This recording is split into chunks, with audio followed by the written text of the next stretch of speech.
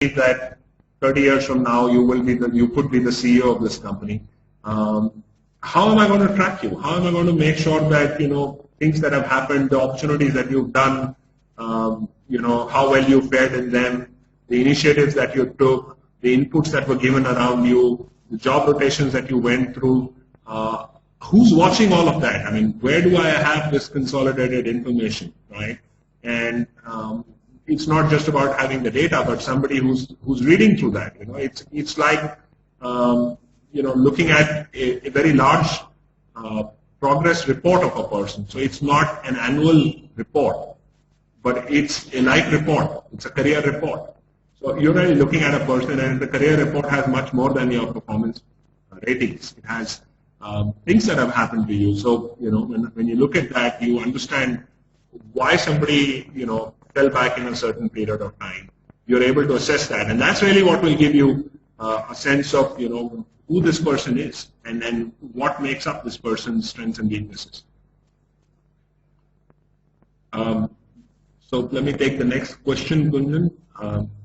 We have a question from Kathleen here. How important is the cultural fit versus technical fit when hiring? 50-50, 70-30. Kathleen, it's a question of, Kathleen, this is a question of how long a perspective you have on the hire. So if you have a 2-year perspective and a job at hand to be done, then I would say it's a 30-70, not even a 50-50. Then you look for what is needed and you make sure that the job gets done and you move on. But if you're really hiring for long term, in the long run, whatever you can assess in terms of capabilities may or may not even be needed. You may not even know what would be needed of the person in terms of capabilities 5 years down the line, unless you have a very, very well-defined and strict career path. But you can pretty much make an assessment of what drives that person, what are the basic motivators, what are the values that make up that person, what is the kind of inherited values this person has had, what kind of, so those are the kind of things that are far longer term indicators of how a person is. And therefore, if I was going to hire a person with a long-term view, I would actually probably do a 70-30 rather than a 50-50. Also, sometimes it's very hard to bring this in unless you have a very strong culture and you can change people's work ethics and values over a period of time. Whereas it's a little easier to bring in capabilities that are missing. So you can do training and you can do development. Look at some of the lessons that we have from companies in the earlier generations. I mean, they just hired. You went to a college and you hired a BA. You didn't really hire somebody with very specialized skills, but you just went and hired somebody and you put them into, very often in British companies, they used to be called covenanted cadre or whatever it was, a management training program. And then they were sort of rotated across job functions, they attended training programs, and they pretty much learned on the job, right? So that works, right? We do have the luxury now of having a much higher specializations available in the academic programs, and we can hire from there. But I would still think that if you're doing okay, so I have another one from Kathleen. Let me read that out for you. Do you have great tips regarding Gen Y? How do we attract and retain them?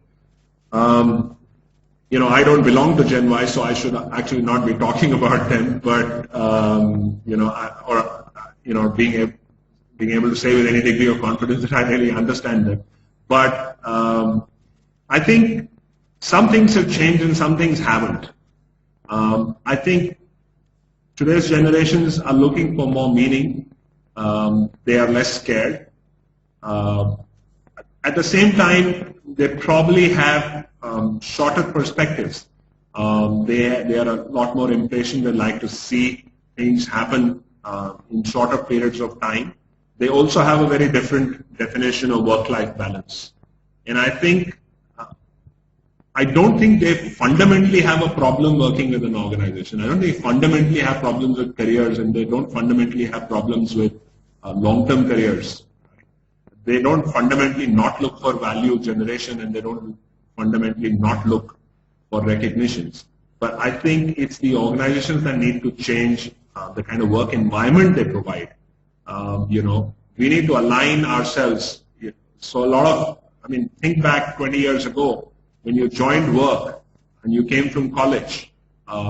There was a lot more similarity between the kind of discipline or expectations your professors had from you and the decorum you maintained in classrooms vis-a-vis what was expected in offices. And sometimes it was the other way around. This was more liberating. I think it's gone the other way around now. Today's youngsters are coming from a very different work milieu, the kind of work-life mixing that they do today, the kind of multi-processing of personal and work that they're used to. Some of those things are still don't happen. They're not even accepted in workplaces of today. So I think we need to figure those things out. I don't think fundamentally the generation is different. It's not like today's youngsters don't want to be the CEOs or will not buy if you told them that you're building them to be, but they are going to be a lot more skeptical. They're going to be a lot more impatient, and therefore, you are going to get assessed, or we are going to get assessed a lot more rigorously, right?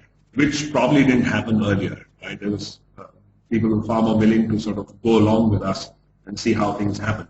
I think I would say that's the difference. And again, I say I don't claim to understand everything from this generation.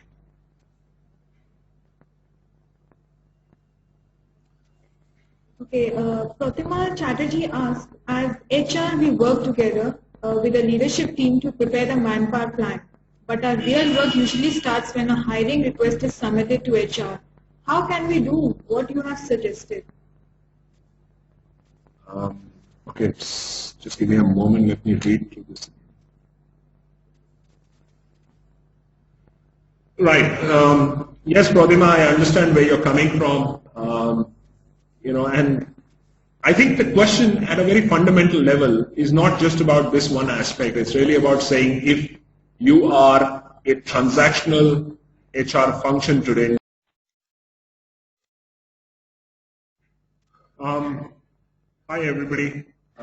I have no idea what happened, but it seems like I got completely logged out, and while we still try and figure out what really went wrong, I seem to have been logged out, and I can now see that a few people are still there, and we are almost at the close of our seminar, of our event today, of our webinar.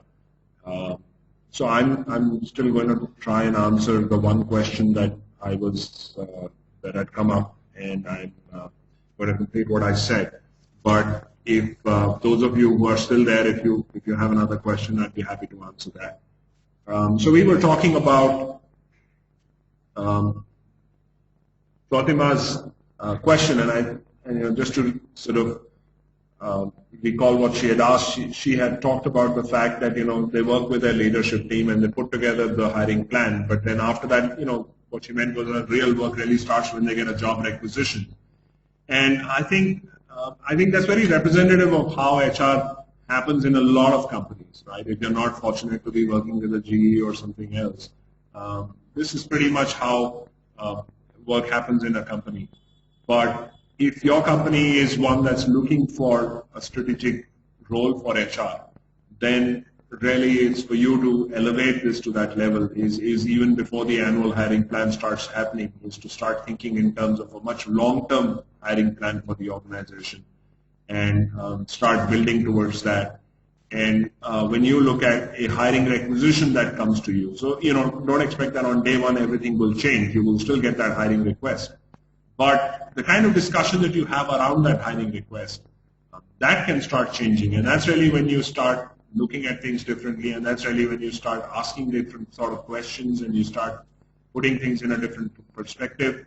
That is really what will make a difference to how the hiring function migrates to one where you get a request and you fill that request, to one where you're strategically involved in hiring talent. Really, it's really a journey from where you are to where you want to be, and it's going to be a journey of small steps. But one thing that's very essential is really that when you're doing all of this, you must have commitment from your senior management. Unless the senior management is with you and they want to take it, and your CEO is with you, and the CEO believes that he or she would like to have you both, as a function, as a strategic partner, this is not going to happen. Right? Sometimes, they may not be sure that you can, and therefore you've got to make that difference between the want and the expectation. So maybe you need to prove yourself a little bit and show them the value that you can add, and then you will see that change happening. Right? With that, I think we'd like to end today's session. We're extremely sorry for this last bit of whatever happened. We do hope that we find what went wrong and are able to fix it so that it doesn't happen ever to us again. Thank you very much for being a great audience, and I hope it was worth your while to spend time with us. I look forward to having you back here with me in this session in our next episode on the 4th of May at 3 p.m. Where we will take the discussion forward to the next level. Thank you very much, and be good.